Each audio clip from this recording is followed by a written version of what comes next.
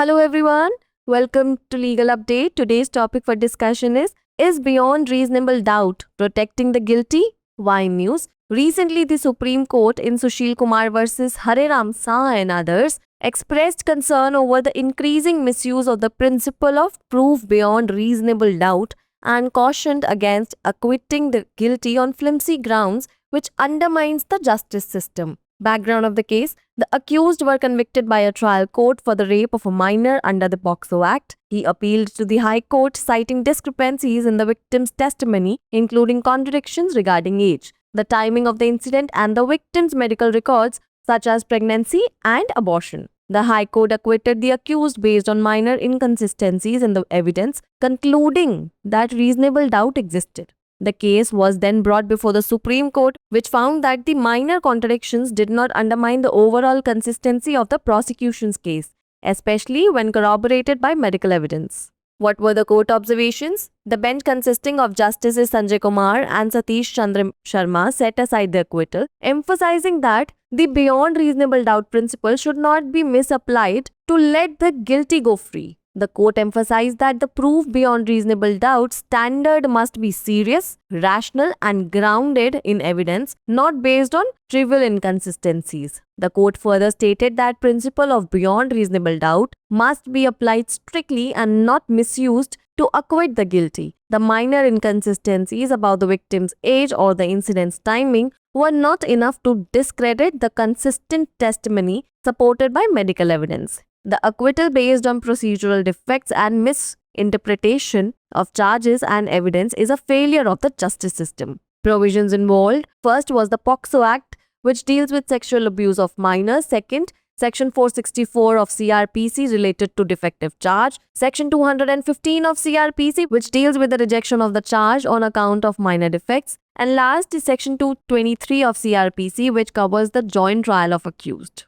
It's the time for practice question. What did the Supreme Court emphasize in the case of minor rape conviction involving procedural errors? Option A: minor contradictions can lead to acquittal. Option B: beyond reasonable doubt must be applied strictly. Option C: defective charges lead to automatic acquittal. And option D: joint trials are always unconstitutional. Pin down your answers in the comment section below.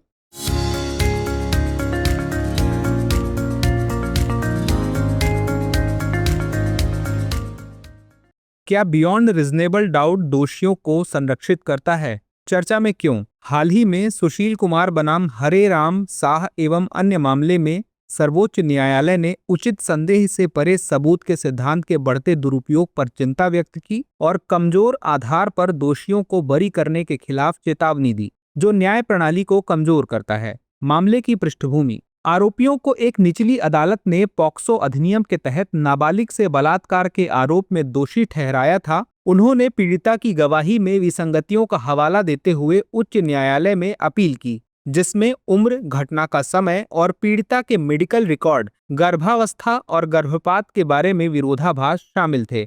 उच्च न्यायालय ने साक्ष्य में मामूली विसंगतियों के आधार पर अभियुक्तों को बरी कर दिया तथा निष्कर्ष निकाला कि उचित संदेह मौजूद था। इसके बाद मामला सर्वोच्च न्यायालय के समक्ष लाया गया, जिसने पाया कि मामूली विरोधाभासों से अभियोजन पक्ष के मामले की समग्र सुसंगतता कम नहीं हुई है, विशेषकर तब जब चिकित्सा साक्ष्य से इसकी पुष्टि हुई हो। न्यायालय की टिप्पणियां: न्यायमूर्ति संजय कुमार और न्यायमूर्ति सतीश चंद्र शर्मा की पीठ ने बरी करने के फैसले को खारिज करते हुए इस बात पर जोर दिया कि उचित संदेह से परे सिद्धांत का दुरुपयोग करके दोषियों को बरी नहीं किया जाना चाहिए। न्यायालय ने इस बात पर जोर दिया कि उचित संदेह से परे सबूत का मानक गंभीर, तर्कसंगत और साक्ष्य पर आधारित होना चाहिए, न कि तुच्छ विसंगतियों पर। न्यायालय ने आगे कहा कि उचित संदेह से परे के सिद्धांत को सख्ती से लागू किया जाना चाहिए और दोषियों को बरी करने के लिए इसका दुरुपयोग नहीं किया जाना चाहिए। पीड़िता की उम्र या घटना के समय के मामले में मामूली विसंगतियां